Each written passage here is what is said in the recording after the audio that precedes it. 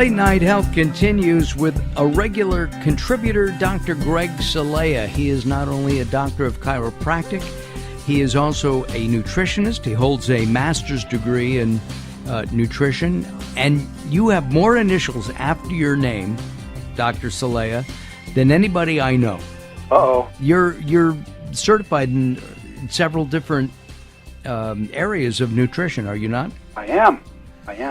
You know that there's just so much knowledge out there, and you can never have enough. And those who keep going back to school, I commend. Could you go back to school? I got my degrees about mid-career, which... in your 30s? 30s and early 40s, and I think the answer is no, because I don't have the discipline to sit and read anything cover to cover. Yeah, it's difficult. I love to read. I had to practice when I went back to school to get my undergraduate and my master's degree, and I started with, novels and things like that, and worked my way up to textbooks. And technical textbooks as well, in your case. To say the least. So we're going to talk about two things with Dr. Celaya. We're going to talk about gluten-free eating. We might mention glutenfreecookies.com as well. And also breakfast. Let's start with breakfast. Dr. Celaya, cereal has been the staple for the American breakfast diet for, 100 years plus? It's been a while. Absolutely. And cereal is gluten, isn't it? Most of it? Well, you know what? There's many different cereals out there, and you can get plenty of great cereals that are gluten-free. The biggest problem I have with most people is getting them to eat breakfast, number one, and getting them to eat the right breakfast, even if it doesn't involve dealing with gluten or no gluten. So, what would be a good breakfast to have then? Well, the most common breakfast, I'm not saying it's good, but I see it all the time, is that people are eating a lot of fruit juices. Right. Which is an absolute disaster right off the bat. But to me, it would seem that it would spike your blood sugar immediately. It spikes blood sugar, but not only that, when you spike blood sugar and you start dealing with improper blood sugar responses, it creates inflammation. And in addition to that, then you start adding gluten on top of it, and we can talk about symptoms. But you end up with a whole other ball of wax on top of it. What I try to do for breakfast is to eat some kind of protein, like a couple of soft-boiled eggs. Right, and to be honest with you, that's a great start for breakfast. I should eat more? No. I mean, here's the problem. And we see this all the time, and if I recommend something to somebody, next thing you know, they're doing it morning, noon, and night. Right. And so eggs are wonderful, especially depends upon where you get them, how they're grown, what they're fed, et cetera. I mean, we can get in fact, we should do a whole show just on eggs. Oh, that's a good idea. But the problem is then people are eating eggs 24/7, and now you have problems. Too much of anything is a problem. Right. So I love eggs. I think they're wonderful, and I eat my share, but I don't overeat my share. How many eggs do you eat in a week? Anywhere between 4 and 6. Depends how big they are. Lately, we've been getting these little tiny small ones, so it's probably more. Small chickens? Yeah, small ones. They're kind of fun, too. They're right. What should the average person eat? I mean, sometimes people, the research says don't eat too many eggs. 2 eggs a week is enough. Then they'll say eggs are great for you. The studies go back and forth. Yeah, I've never changed my response on eggs. Eggs are great food for you. You just can't overdo any food whatsoever, and that includes eggs. But it depends upon how the eggs are grown, what they feed the animal. It just goes on and on. And so I make sure that mine are as close to nature as possible. We buy ours at farmers markets, or if we know somebody that's got chickens, or maybe sometimes you may even raise chickens. I have some friends who are going to go into the chicken raising business. Oh. And so they had a couple of dozen chickens, and they were getting eggs, and they thought, okay, Thursday night we're going to have a chicken dinner. And the husband said to the wife, I'll cook it, you kill it. And she said, no, you don't understand. I'll cook it, you kill it. So they haven't had chicken, but they do have an awful lot of eggs. Yeah, and so, I mean, you can overdo anything. So, but eggs are great. There are gluten-free cereals out there, but you've got to watch it with gluten-free products, just for the mere fact that usually when they are gluten-free, a lot of people end up putting a lot of other stuff in there to make up for the gluten that's not good for you. Including more sugar. More sugar. I mean, there is also other products that are either contaminated or cross-contaminated or other people have problems with that are very similar in response of your body, the same like gluten may be. Mm-hmm. And that's why we do a lot of testing for not only gluten, but other products that are very similar in its protein structure to gluten. Gluten is a protein. We've discussed this before. It's a protein on the husk of the wheat.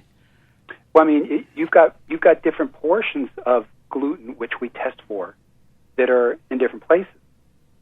So, it's not just the problem being is that when you go into your normal doc and you say, give me a test for gluten, they're going to test a couple of different things. Well, that's not necessarily correct because there's other portions of the gluten that you may have problems with. Now, you just said that eating, drinking like fruit juice in the morning can spike blood sugar and may cause inflammation. Sure. The common theory now is that inflammation is the beginning of disease. Yes. If you keep having a lot of inflammation, your body breaks down in some way, form, or shape, form, or of another. Oh yeah, and you get the different symptoms of hypoglycemia or blood sugar spikes, so to speak. Mm-hmm. And some of those symptoms can be very, very similar to gluten and what it can actually cause. I mean, some of the new research shows that gluten is a big neurological symptom causer. And so it's a big deal.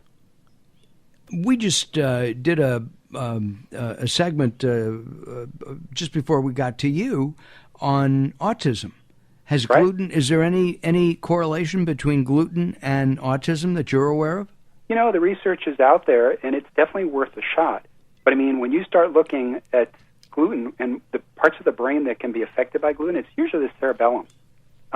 This is part of the brain that controls motor movement, balance, that kind of thing. So, you have balance issues, vertigo, nausea, car sickness, seasickness, dizziness, dizziness or nausea looking at fast-moving objects. It can even basically start causing a problem with the coating of the nerves, the myelin sheath. And somebody can even have MS type of symptoms, believe it or not, just from gluten. Once those symptoms manifest, they appear. If you reduce or stop your gluten intake, do the symptoms go away, or is it permanent damage? It depends if you've created an autoimmunity. So sometimes you don't have an autoimmune response, and sometimes you do. And there's certain testing we can do to determine if you have an autoimmune type of scenario. Our guest is Dr. Greg Celaya. He's a nutritionist and a chiropractor based in the Southern California area. We're talking about breakfast and about gluten and how it can affect each and every one of us. Can anybody eat gluten? In other words, are there some people who are more sensitive to it, or should everybody just take it out of their diet? There are some people that are more sensitive to it, but, looking at the research that I've seen, I would just eliminate it. It just makes life a lot simpler. Some people, hey, let's face it, some of these gluten products are wonderful. They taste fantastic. Is it worth your health? That's up to you to determine, but not for me. Well, the gluten-free cookies that you make, yeah, gluten-free cookies with an S.com. This is not a paid commercial, by the way. They taste really good. Well, they taste good, but we built them with the idea of even being a meal replacement. So there's different forms of carbohydrate in the cookie, number one. Number two, there's protein, and there's healthy fat. So we get a lot of people that eat these cookies as a meal replacement. And I know it sounds funny, but you can have these for breakfast. So 2 cookies replace my eggs? Yes. Wow. And there's protein in it. There's protein in it. We actually put protein in the cookie itself. which is very rare. Most cookies don't add protein to it.